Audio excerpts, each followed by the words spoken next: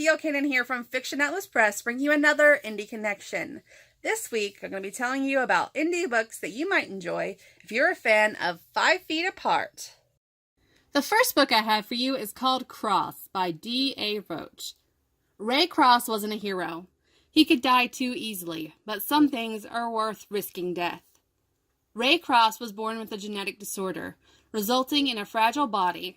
His organs and blood vessels will rupture with any hard impact, so standing up to his best friend's controlling boyfriend could kill him. Ray's life in Midland, Michigan gets decimated when his parents reveal they are not his real parents, and his real father, a king from a secret land hidden in the far north of Canada, is dying and wishes to meet his son. With his doctor and newly met twin, Ray travels to the forgotten village of Yardis, where magic, myth, and corruption are abundant. But the longer Ray stays in the village learning the truth of his past, and reconnecting with his father, King Ventress, the more he discovers an evil force threatening the king and his village. But there's more than the king and a village tied to Yardis and Ray. He finds friendship and more from a band of brothers who are part witch, dragon, and healer. With new alliances and new abilities, Ray wars with himself on playing it safe or risking it all to save the ones he loves. Can Ray rise above his fragile disorder to become the hero for once in his life?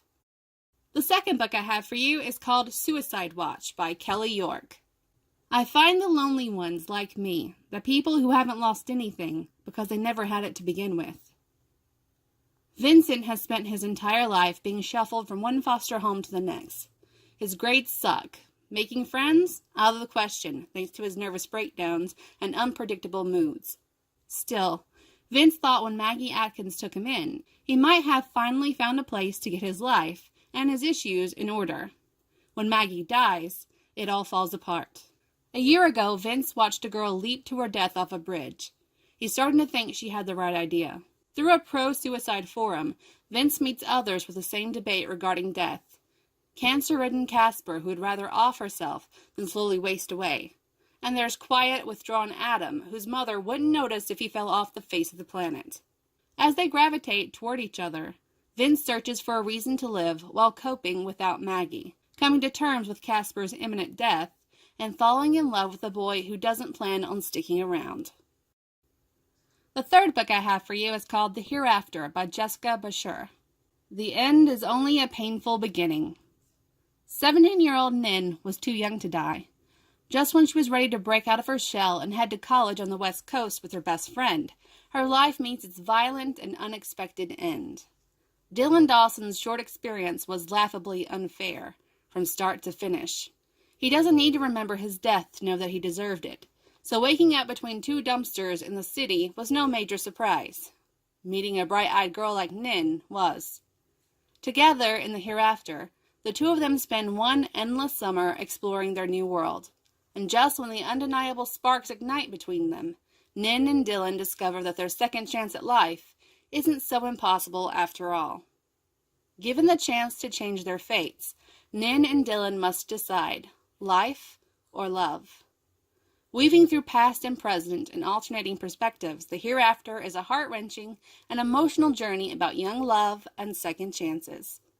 And the last book I have for you is called Shattered Love by Stacey Marie Brown. Everyone has a story about a broken heart, but Jamerson's heart wasn't just broken, it was completely shattered, along with her body and mind. Jamerson Holloway had it all, until one moment. One bad decision, a split second, and her life was altered forever. Faced with unimaginable grief and guilt, while learning to simply walk again, Jamerson realizes she will never be the same.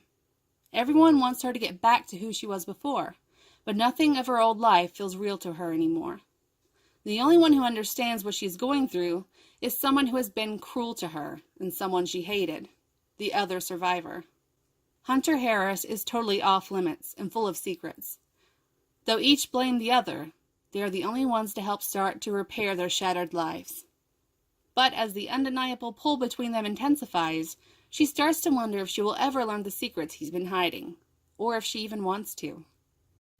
Okay, that's all for me this week. I'll see you next week on the Indie Connection. Bye.